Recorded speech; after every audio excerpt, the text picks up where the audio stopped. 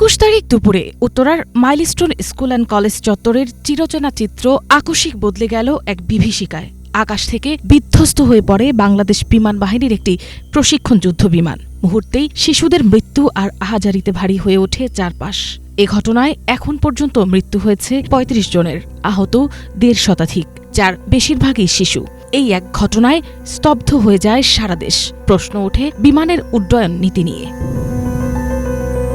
দুর্ঘটনার পরপরই সামাজিক মাধ্যম থেকে শুরু করে জনমনে, শহরের অলিগলি থেকে জাতীয় পর্যায়ের আলোচনায় ঘুরে ফিরে আসে একটাই প্রশ্ন: ঢাকার মতো ঘনবসতিপূর্ণ ও আবাসিক এলাকায় কেন সামরিক প্রশিক্ষণ উড্ডয়ন? রাজধানীর হৃৎপিণ্ডে যেখানে কোটি মানুষের বাস, সেখানে সামরিক যুদ্ধবিমান কিভাবে প্রশিক্ষণ নিতে পারে? পাকিস্তান আমলে ঢাকার বিমানবন্দর তেজগাঁওয়ে থাকলেও পরে এটি শহরের বাইরে কুর্মিটোলায় স্থানান্তর করা হয়। বর্তমানে হযরত শাহজালাল আন্তর্জাতিক বিমানবন্দরই ঢাকার একমাত্র রানওয়ে, যা দিয়ে সামরিক ও বেসামরিক উভয় ধরনের উড়োজাহাজ ওঠানামা করে। এই এক এয়ারপোর্ট থেকেই উড়ে বিমান বাহিনীর হেলিকপ্টারও।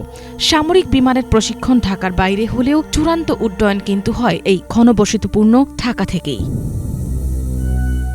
আন্তর্জাতিক অসামরিক বিমান চলাচল সংস্থা ICAOর নীতিমালা অনুযায়ী প্রশিক্ষণ বিমান পরিচালিত হওয়া উচিত জনবিরল ও নিরাপদ এলাকায়। থাকতে হয় বাফার জোন এবং কন্ট্রোল ক্লিয়ারিং। এতে করে দুর্ঘটনার ঝুঁকি যেমন কমে, তেমনি কমে আসে পরিবেশগত প্রভাব। উন্নত বিশ্বের দেশগুলো যেমন যুক্তরাষ্ট্র, যুক্তরাজ্য, অস্ট্রেলিয়ায় এসব নিয়ম মেনে মরুভূমি, পাহাড়ি জনশূন্য ঘাঁটিতে সামরিক প্রশিক্ষণ পরিচালনা করা হয়। অথচ ঢাকার মতো জনবহুল শহরের ওপর দিয়েই চলে এই প্রশিক্ষণ।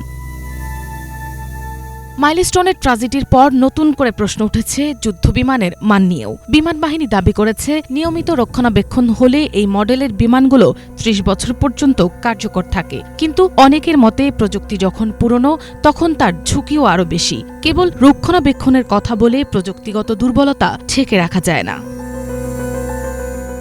একদিকে রাজধানী ঢাকার ভূপ্রকৃতি ও জনঘনত্ব, অন্যদিকে ভবন নির্মাণে নিয়ম ভাঙার সংস্কৃতি, সব মিলে শহরের মাঝে বিমানবন্দর রাখা নাগরিকদের জন্য ঝুঁকিপূর্ণ বলে মনে করেন এভিয়েশন বিশেষজ্ঞরা। ভবিষ্যতে আরও বড় কোনো ধ্বংসাত্মক দুর্ঘটনা থেকে বাঁচতে হলে এখনই সঠিক সিদ্ধান্ত প্রয়োজন বলেও মনে করেন তারা।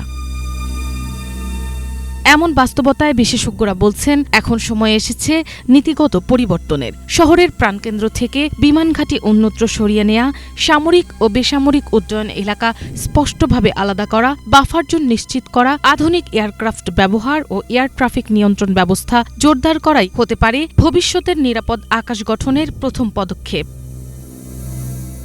মিনালা দিবা, বাংলাভিশন, ঢাকা।